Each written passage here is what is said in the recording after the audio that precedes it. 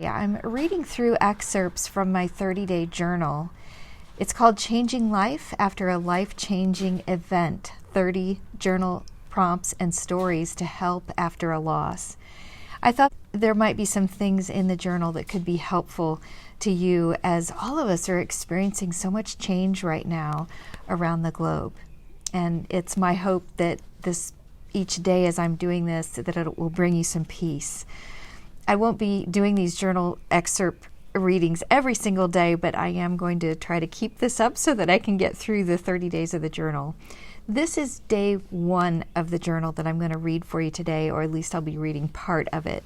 And it is entitled, Keep a Journal. One of the practices that has enabled me to move forward after loss is keeping a journal. I have found it very therapeutic to let my thoughts pour onto the page. It's a unique method for experiencing your emotions.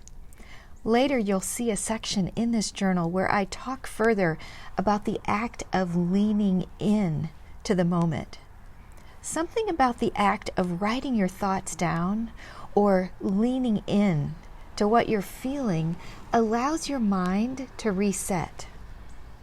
I encourage you to devote, even if just a few minutes each day, to writing in your journal over the next 30 days. I've put this particular journal together. That's the back cover of it, Changing Life After a Life-Changing Event, in a way that you could start at any point. If you're using it to help process a loss or process change, you don't have to wait till the start of the month or any particular point in the timeline. You could pick it up and start at any point. You can approach this practice with structure or in a more free-flowing way.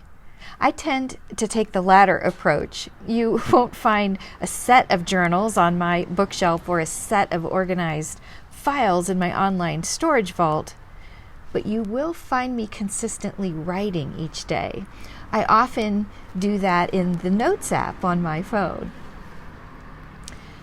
There are times when I journal on note paper that's handy, or I'll take a photo of my notes with my phone, and then I'll forward the photo of my notes over to an online drive. I'm going to skip ahead here. You get the idea. I'm just suggesting that you pick a method for journaling that works for you. Journaling is a way to privately describe pains and joys. It's also a way to capture thoughts and ideas of the day that might later serve a role in your work or business, or a business that you're building. I collect the words of wisdom that are shared with me by my mentor, my business coach, or instructors and speakers that I'm either sharing stages with or who are presenting at conferences that I'm attending for professional development. Other times it's the suggestions of family members and friends that I'm capturing in my journal. I include quotes that inspire me, phrases from podcast episodes, or books or passages from the Bible. If I'm writing on the printed page, I will often include drawings or doodles along with my notes. I encourage you to customize your journaling during the next 30 days. The more you customize your journaling practice, the more likely that you will maintain the practice as part of your daily routine. Whether you are experiencing grief from a loss, or looking toward the next steps in your career, or if you're dealing with overwhelm from the change that's happening in our world right now, keeping a journal is something that I believe should be a pillar of the foundation that you are building for tomorrow. In an article that I've read that's called Grief Journaling Tips and Writing Prompts by author Heather Stang, there's a summary of several key points made by grief experts. And here's a quote from her article. According to grief experts, the task of reconstructing your personal self-narrative is critical in the healing process. A grief journal will provide you with a venue for expression without fear of being judged, as well as a record of your experience that will reveal recurring patterns and dramatic growth, writes Stang. You may have heard of the late Jim Rohn. He was a motivational speaker, and he's mentored many successful people throughout his career. I also, from a business standpoint, included this quote from Jim. If you're serious about becoming wealthy, powerful, sophisticated, healthy, influential, cultured, and a unique individual, keep a journal. That was from Jim Rohn. So I have an exercise for you here if you're following along each day as I'm doing these readings. So the exercise to write for your journal is, for day 1, write a few sentences about your experience with keeping a journal. Or if you have faced stumbling blocks in journal writing, describe 1 or 2 of them here. As you reflect on this section, you may come up with ideas about how to work through those stumbling blocks. You might also write out a few sentences about where journaling could best fit in your routine. I have several lines here in my journal where I've provided space for you to write, and then I have a prayer at the end here that you could also use as a meditative thought. Thank you for bringing me to this decision to write out my thoughts about this experience. I ask that you be with me through this process of healing, and that you use the practice of journaling as a way to help me process the grief as it passes over and through me. So that is an excerpt from day 1 of my journal. I've got some notes here on the top, so let me flip the notes over. This is the author checking copy that was provided by Amazon. And the book is available in Amazon. You can find this and my other books. They are listed under my author page. You can just search on my name, Vickie Maris. And if you'd like to have your own copy as a paperback to write in, I'm about to have it available as an audiobook, and it's also available in Kindle. One of the reasons I'm doing these daily readings, though, is because I don't want there to be any roadblock between you getting started with your journaling practice. So I don't want it to be a holdup for you to feel like you have to have a copy of it in your hand. You can just follow along here on these daily readings. And again, I probably won't do them every single day, but I am going to try to get in 30 of them so I cover each day of the journal. I also want to just share with you a couple of thoughts from a video I listened to early this morning on YouTube by Kyle Cease.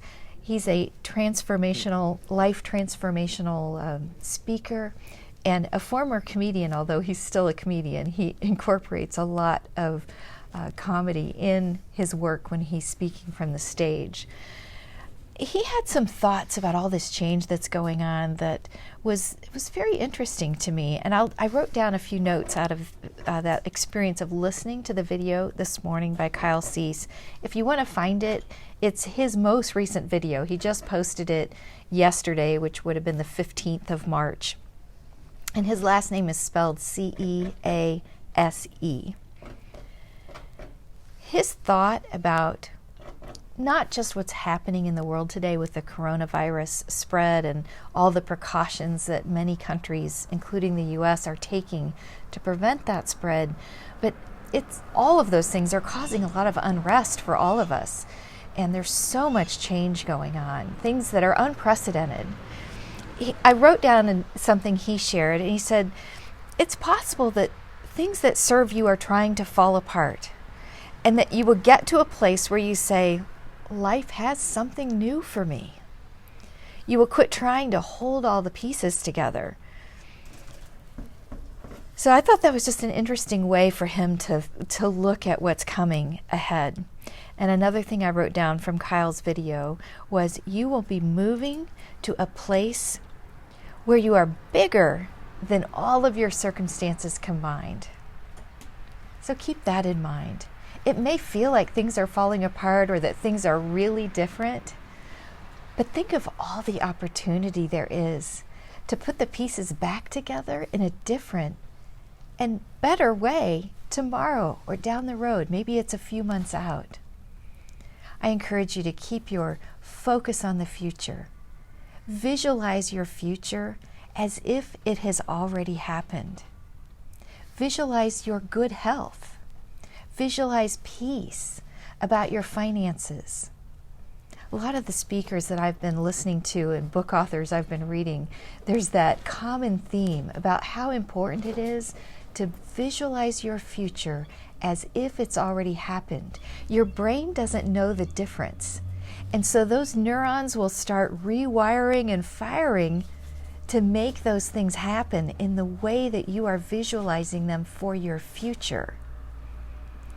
Worrying about the past isn't productive.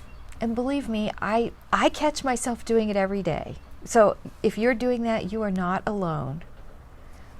But one of the keys is to catch the thought, catch hold of it and say, is that a thought that's serving me today in this moment?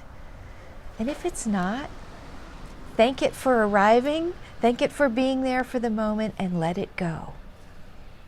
Visualize your future. My name is Vickie Maris. I so appreciate you and love you. Take care.